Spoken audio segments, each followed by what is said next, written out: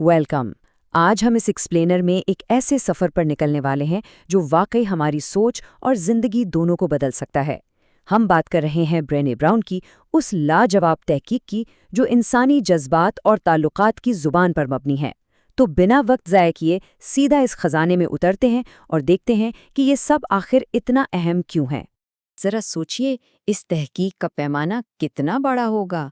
इसमें 87, जी हाँ 77 मुख्तलिफ इंसानी जज्बात और तजर्बात को बड़ी गहराई से देखा गया है। और मज़े की बात यह है कि इन्हें सिर्फ एक लंबी फहरिस्त की तरह नहीं छोड़ा गया, बल्कि इन्हें 13 मुख्तलिफ प्लेसेस वी गो या मकामात में बांटा गया है। ये बिल्कुल ऐसे है जैसे हमारे जहनी सफ़र का एक मुकम्मल निज़ाम हो। अब इस बुनियादी कौल पर ज़रा गौर करते हैं। ज़बान दरअसल मकसद ढूंढने, तल्लुक जोड़े रखने और खुद आगाही का एक अहम रास्ता है। असल में बात यह है कि जब हम किसी तजर्बे को कोई नाम दे देते हैं तो वो हम पर गालिब नहीं आता, बल्कि उसे नाम देने से हमें वो समझ और ताकत मिल जाती है जो उस मुश्किल हालात से आसानी से गुजरने के लिए बेहद ज़रूरी होती है ना हैरान कुन?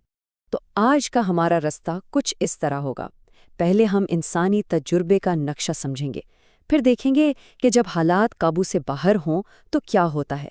उसके बाद मुवाज़ने का जाल, फिर हमदर्दी और तर्स का फ़र्क, और आखिर में बामकसद ताल्लुकात कायम करने पर बात करेंगे। हिस्सा पहला, मैपिंग द ह्यूमन एक्सपीरियंस। यहाँ सबसे बुनियादी मिसाल ये है कि हम अपने जज्बाती हालातों को बिल्कुल ऐसे समझें जैसे वो एक नक्शे पर मौजूद बाकायदा मकामात हों। ये खूबसूरत नक्शा हमें दिखाता है कि ज़िंदगी की अलग अलग हालात में हम इन 13 मुख्तलिफ मकामात पर जाते हैं। अब इनसे सही तरह गुजरने के लिए हमारे अंदर के जज्बात की 4 अहम चीज़ों को समझना लाजमी है। उनकी जिस्मानी हालत यानी बायोलॉजी, हमारी ज़िंदगी के तजर्बात यानी बायोग्राफी, हमारा अपना रवैया यानी बिहेवियर, और इस सब का पस मंज़र यानी बैक स्टोरी। इन 4 चीज़ों को समझे बिना अपने जज्बात को ठीक से सुलझाना तकरीबन नामुमकिन है। हिस्सा दूसरा, When things are overwhelming।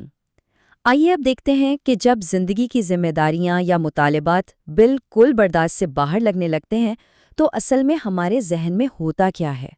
सबसे पहले स्ट्रेस यानी ज़हनी दबाव को समझते हैं। ये दरअसल बैरूनी मुतालबात के बोझ तले दबे होने का एहसास है, जहां सब कुछ गैर यकीनी लगता है। इसमें हमारे दिल की धड़कन तेज़ हो जाती है। लेकिन यहाँ सबसे दिलचस्प बात यह है कि हमारे स्ट्रेस का लेवल इस बात पर नहीं होता कि हकीकत में मसाइल कितने बड़े हैं, बल्कि इस बात पर होता है कि हम ज़हनी तौर पर खुद को उससे निमटने के काबिल समझते हैं या नहीं। अब आती है एक बहुत ही ज़रूरी बात, स्ट्रेस और ओवरवेल्म के दरमियान वाज़े फ़र्क। ये दोनों बिल्कुल अलग हालतें हैं। स्ट्रेस का मतलब है कि हम मुश्किलात में घिरे हुए हैं, थक रहे हैं, पर मुसलसल हाथ पांव मार रहे हैं। लेकिन ओवरवेल्म, वो ऐसे महसूस होता है जैसे इंसान गहरे पानी में डूब रहा हो और बिल्कुल कोई भी काम करने के काबिल न बचा हो। ये जज्बात का मुकम्मल गलबा है। तो सवाल ये है कि इस ओवरवेल्म की हालत से निकला कैसे जाए? तहकीक बताती है कि इसका वाहिद और सबसे असरदार हल ये है कि बिल्कुल रुक जाएं। जी हाँ, फौरन उस काम से पीछे हट जाएं, खेल कूद में लग जाए, या फिर सबसे हैरतअंगेज़ तौर पर बिल्कुल कुछ भी ना करें, खाली बैठ जाएं। क्योंकि ऐसी हालत में जहन को पूरी तरह रीसेट करने का बस यही एक तरीका काम करता है। हिस्सा तीसरा, द ट्रैप ऑफ कंपैरिजन। अब हम एक ऐसी पेचीदा दुनिया में कदम रख रहे हैं जहां तकरीबन हर इंसान रोजाना जाता है, यानी मुवाज़ने का जाल। मुवाज़ना करना एक इंतहाई ताकतवर ज़हनी अमल है जो हमें एक ही वक्त में 2 बिल्कुल उल्टी कोशिशों पर मजबूर कर देता है। एक तरफ हम चाहते हैं कि हुजूम में फिट हो जाएं, और दूसरी तरफ ये भी ख्वाहिश होती है कि सबसे अलग और बेहतर नजर आएं।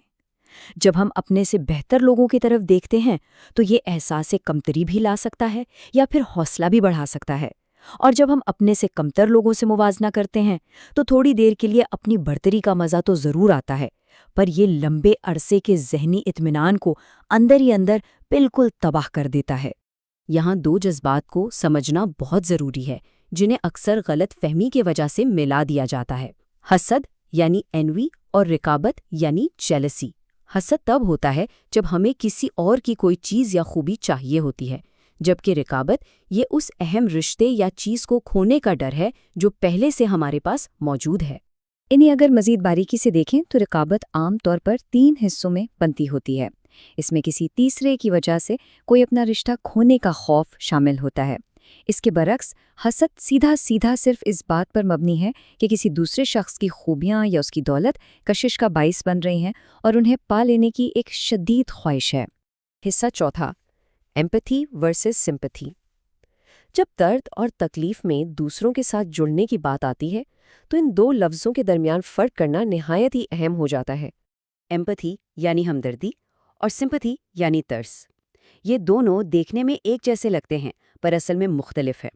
ہمدردی کا مطلب ہے اگلے بندے کے جذبات کو ٹھیک سے سمجھنا اور اس کی تصدیق کرنا، جبکہ ترس کھانے کا مطلب ہے کسی فاصلے پر کھڑے ہو کر بس اوپر سے افسوس کا اظہار کرنا۔ ہوتا کیا ہے کہ ترس کھانے سے فاصلے اور بڑھ جاتے ہیں اور سامنے والا شخص اندر سے مزید اکیلا محسوس کرنے لگتا ہے۔ اچھا، یہاں ہمدردی کی بھی 2 قسمیں ہیں جن میں فرق رکھنا ضروری ہے۔ ایک ہے کوگنیٹو ایمپیتھی، یعنی کسی کے نقطۂ نظر کو سمجھنا، جو کہ ایک سچے تعلق کے لیے لازمی ہے۔ دوسری طرف ہے افیکٹو ایمپیتھی، جہاں دوسرے کی تکلیف کو بالکل اپنی چوٹ سمجھ کر اپنے جسم میں محسوس کرنا شروع کر دیا جاتا ہے۔ اب یہ دوسری قسم کافی خطرناک اور ذہنی طور پر تھکا دینے والی ہو سکتی ہے۔ اور اسی کے ساتھ ہمیں کمپیریٹو سفرنگ یعنی تکلیف کا موازنہ کرنے سے لازمی بچنا چاہیے۔ یہ سوچنا بالکل غلط ہے کہ ہمدردی اور شفقت ایسے وسائل ہیں جو خرچ کرنے سے ختم ہو جائیں گے۔ حقیقت تو بالکل الٹ ہے۔ ہم جتنی زیادہ ہمدردی دکھاتے ہیں، ہمارے دل میں اس کی گنجائش اور دوسروں کی فکر کرنے کی صلاحیت اتنی ہی وسیع ہوتی چلی جاتی ہے۔ حصہ 5واں، کلٹیویٹنگ میننگفل کنیکشنز۔ آخر میں دیکھتے ہیں کہ اس پورے جذباتی زبان کو عملی طور پر استعمال کر کے کیسے مضبوط اور سچے تعلقات قائم کیے جا سکتے ہیں۔ ایک سچے تعلق کو نفرت جیسے کھلے اور واضح دشمنوں سے اتنا خطرہ نہیں ہوتا۔ انہیں دراصل نیئر اینیمیز یا قریبی دشمن چپکے سے تباہ کرتے ہیں۔ جیسے کسی پر ترس کھانا، یہ باہر سے تو ایک ہمدردانہ رویہ لگتا ہے، لیکن اصل میں یہ آپس کی جذباتی قربت کو توڑ دیتا ہے اور لوگوں کو ایک دوسرے سے کاٹ دیتا ہے۔